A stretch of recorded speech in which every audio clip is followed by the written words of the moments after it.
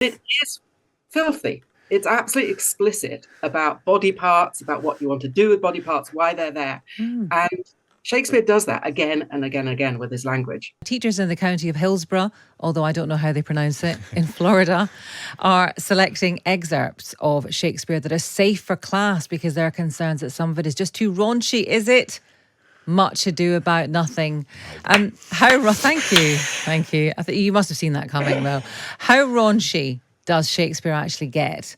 Dr. Anna Beer is the author of The Life of the Author, William Shakespeare, and she's been collecting Shakespearean filth, it says here, for us. That's quite the introduction. Good morning to you, Anna. Good morning. Much ado about nothing is itself a sex joke. Can you explain? Yes, I'm going to be very careful because we're 12 and Yes. a half hours before the watershed. But much ado is straightforward, what a lot of fuss. And nothing is another word for female genitals. That's So, as far as I'm going to go. well, it's no, I didn't know this either. It's no thing, in other words. Yes, Right. which, Okay. and extrapolate out and work out Yeah. I'm thing sure you can women work allow. that out over your cornflakes. Now, you have trolled for some raunchy bits. Some of them we couldn't really, it's kind of weird, but some of them we couldn't really use. But you, first of all, you have a sonnet for us. So just explain to us about the sonnets and then you can read a bit for us. Okay, so the sonnets, much loved poems. I adore them. They're often read at people's weddings, heterosexual weddings, and the irony is that so many of them describe a passionate love for from a man to another man. And in Sonnet 20, the speaker, who describes himself as Will, so we could map that onto William Shakespeare himself, describes exactly what the problem is with falling in love with a beautiful young man. And he's very comfortable with the man looking very like a woman. A woman's face with nature's own hand painted, hast thou the master mistress of my passion. That master mistress phrase is magnificent. You know, this is a very gender fluid, cross-dressing, beautiful creature. But later in the poem, the problem arises. And the problem is that nature has created this beautiful person to be a man with that thing we were describing earlier. And um, and the problem is that according to the rules of society and possibly nature, depending on your belief, and indeed God, depending on your belief, that thing has one use, and that is to produce children and doesn't leave much room for a lovely, loving, let alone sexual relationship with a young man. So in some senses, it's a poem of great frustration, but Yes. it is filthy. It's absolutely explicit about body parts, about what you want to do with body parts, why they're there. And Shakespeare does that again and again and again with his language. So do you have any sympathy for these schools, these teachers in the county of Hillsborough in Florida? Because, you know, on first, for someone who's not an expert on Shakespeare, that would be me. I mean, it was foisted upon me at school, probably when I was too young to really understand what on earth was going on. Some people will think, well, hang on a sec, this is ancient stuff. How rude can it actually be in 2023? But you just said that it is. So is there something in the decision that's had to be made because of this new legislation in I think Hillsborough?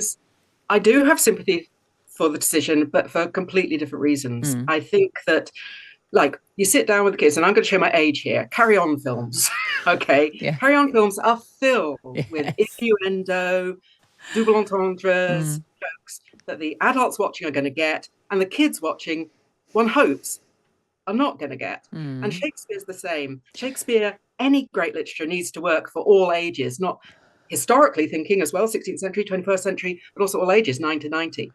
And in a way, what the Florida decision is denying teachers and denying kids is that chance to access age appropriate understandings of Shakespeare. You can watch a scene that an adult might understand as very sexualized or very indecent, very naughty, but you could watch it for the slapstick. You could watch it for, But you know, um, you're right. But I suppose if you, excuse me, if you are doing that, you're not getting the full explanation of it at that point.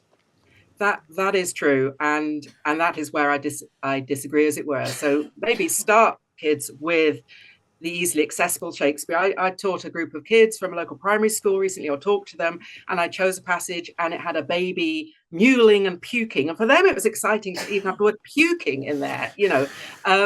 I didn't need necessarily to explain some of the other jokes going on in there. If they'd been teenagers, I would have done. If they'd been adults, I'd have gone full on. I see.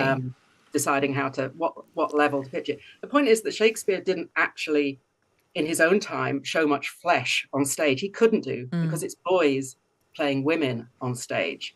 So you can't have them undressing. You can't have a glimpse of thigh. It took another couple of generations for that, and actresses to appear on stage. So Shakespeare, in terms of his action, is quite clean, quite, family friendly. Yeah. That's so interesting. Apart from the violence, that is. Well, exactly. Yes. I can't remember. Well, there's one particular play. I'm no expert. Where the stage is littered with bodies. It's like, can everyone stop dying, Hamlet. Please? Was it Hamlet? What was it? Somewhere else? It certainly is by the end of Hamlet, but maybe you think of Titus Andronicus, which is just a bloodbath. Yeah. I won't go through again, because people are eating their breakfast, some of the appalling, atrocious things that happen on stage, and and the thirst for violence was obviously there back in Shakespeare's time, and he could show that. So I'm actually thinking of age appropriate and how to teach. Well, yes. What do you do with that? That's a very good point. Absolutely fascinating. Anna, thank you so much. That's Dr. Anna Beer, who wrote The Life of the Author, William Shakespeare, and she is our Shakespeare.